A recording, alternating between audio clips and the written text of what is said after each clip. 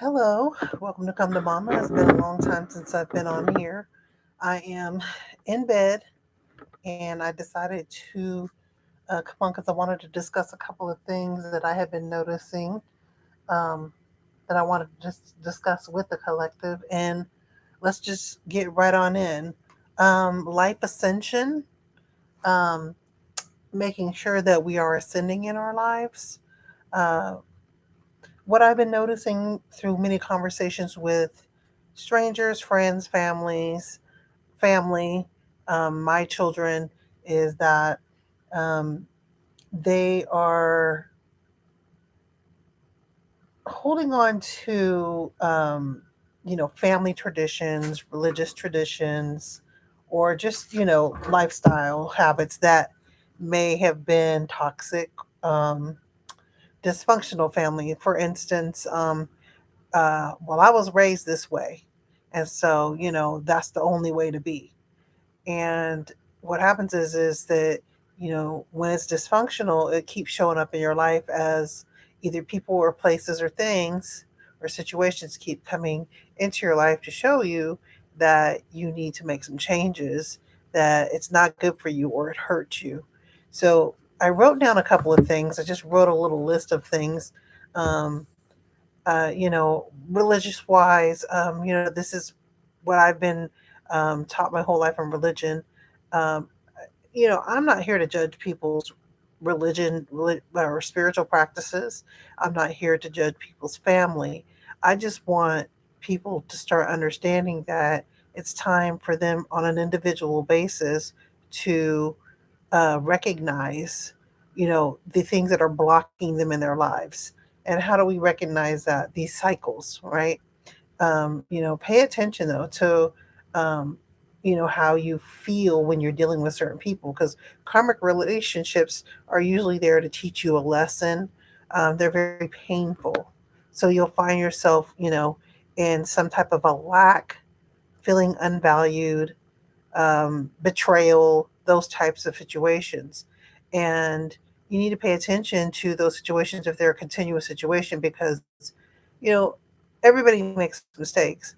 But sometimes what happens is, when it gets into like cheating or having, your significant other, um, you know, does something, that betrays the relationship or family members, go against you in a specific way and betray you, you need to understand that these are karmic relationships. And most of the time they're there to get you to realize that you don't love yourself enough. That's why you keep dealing with these types of situations. Okay, so I am one of those people, and that's why through my pain I heal. And so I'm coming around to understand that I want to ascend in my life. I want to be the best that I can be in this life. I don't want to be held back or limited because of limiting beliefs, karmic cycles, family dysfunctional traditions, any kind of religion, beliefs that will limit my belief, or try to control me, or just lifestyle habits. I'm working through those things right now, just working through health habits to help me be on a better, um, have a better ability to move around in this body and do the things that I need to be able to do so that I can really enjoy my life. I know that joy and happiness, it is a state of mind a lot of times. And so one of the things that I always do is I have the attitude of gratitude. I'm always thankful even when bad things come my way because it's an opportunity to learn. And so, your frequency, if it's high, then you're going to look at situations in a way that it is a lesson. It was something that had to happen to as a catalyst to get you to understand that you needed to make some changes, or that person you're dealing with is not healthy for you, or you're not healthy for them, and that you're not on your path of whatever it is that you're supposed to be doing. And so one of the reasons why I'm on here, and I came back on because I haven't been on in a while, is because I know this is one of my um, one of my life path purposes is to um, deal with the collective, to nurture the collective, and help them to understand that, there are ways that you can ascend and make changes, and that we all have blockages at times in our lives. But again, they're really a catalyst to help us be our highest and our best selves. Okay, so one of the ways that I would say what you need to pay attention to is, how do you feel? When you're going into work every day, do you feel happy to be there, productive, or do you feel stressed out and like nobody's ever satisfied, that you're not being um, uh, valued, and that they're just trying to work you like a workhorse, and if you drop dead tomorrow they wouldn't care, they'd just hire somebody else. And everybody wants to feel valued, even in our relationships with whoever we're with. And so a lot of times we have those limiting beliefs. Sometimes they're religious, or their family, you know um, beliefs that, oh, you need to stay married and you need to work it out for the kids. And these are all limiting beliefs. If it's paining you and hurting you and it's holding you in a box, like a prison, in a prison cell, and you're doing it to yourself. So you have to come to the realization that we can't always listen to what everybody else says that we're supposed to be doing. We have to come figure out our path, and our triggers, our traumas, our things that are causing us to be held back, so that we cannot ascend in our lives. And one of the things that I was reviewing some past notes that I had taken, I found a notebook because I wanted to write some of this stuff down, so I wouldn't be all over the place. And that is your shadow work. So I'm going to read to you what I wrote. And I did this in a class. So it's somebody telling me what shadow work was. And for my understanding, I wrote it down. Okay. So, shadow work. Well, what is shadow work? Shadow work is the psychological and spiritual practice of exploring our dark side, or the shadow parts of our nature. We all possess a place within us that contain our secrets, repressed feelings, shameful memories, impulses, and parts that are deemed unacceptable and ugly. This is our dark side, or shadow self, and it often symbolizes as a monster, a devil, ferocious, wild animal. Okay, so the importance of dealing with your shadow side is and also having grace for yourself. So, based, like, a frequency is, a low frequency person would be someone who would, you know, let the lower issues from the shadow, like shame and memories, and unacceptable, ugly ways that you were shamed by your family, or maybe by some specific type of religious belief, or unhealthy habit. And it's a continuous cycle, and you're going through it over and over again. And so you continue to stay in your lower self, and you can't ascend. So, but when you recognize and you're aware of these situations, is when you can ascend. But you have to make the choice. You have to be aware of it.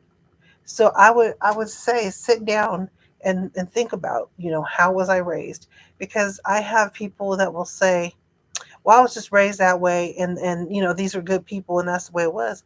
But how is it working for you now? It's not a lot of times.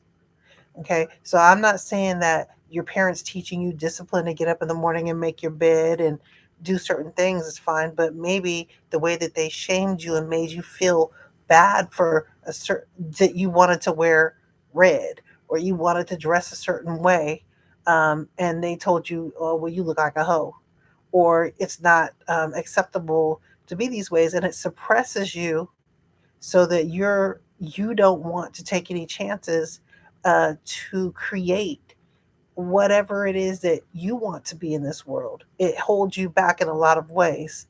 And sometimes what we do is we will just adapt those types of feelings, and we'll move forward in our lives, but we're just not quite happy, or it just keeps showing up. Or you have a deep need or a deep want, or you're attracting these types of same type of people that are holding you in that same type of shameful spot. You know, it may not be in the same way, but they may shame you in other ways. And so that's the universe basically with frequency. If the universe sees that you're not trying to make a change, or that you're holding on to those types of behaviors and those types of and you're thinking it's okay, these things are okay, then you'll keep getting those same type of situations or people or places and spaces that come around to you and keep putting you through that same situation. And then how do you feel? That's the question you need to ask yourself. Do you feel like you are happy? Do you feel creative? Do you feel stagnant, still, bored, or like you're not moving anywhere? Or do you feel low? Do you feel pain, emotional pain and hurt? These are the things that show you whether or not what direction you're moving in. That's what emotions are for, energy in motion. Okay, so these emotions are here to show you whether or not it's good or bad for you. So pay attention to those things. And I noticed that I have in the past lived that way, but they have this thing called this term they use called rose colored glasses. And rose colored glasses are that you see things in a way that's a different color than what it really truly is. Okay, you're not really seeing it for what it really is. So what I suggest is that take off the rose glasses if you dare. But I mean, you're able to. You'll be perfectly fine. Take those rose colored glasses off and look at your life and the things that are showing up in your life that are causing you pain or being stagnant and not moving. You might want to take a deeper look into it to see, is it limited beliefs? Is it family traditions, or family dysfunctions? Whatever it is. And and then look at your shadow like, well, yeah, when I was a kid, I did used to um I always got left. I was always in my room. My mom or dad used to make me stay in my room all the time. So I never got to really do too much. They didn't pay no attention to me. And in order for me to get attention from them, I had to do certain things.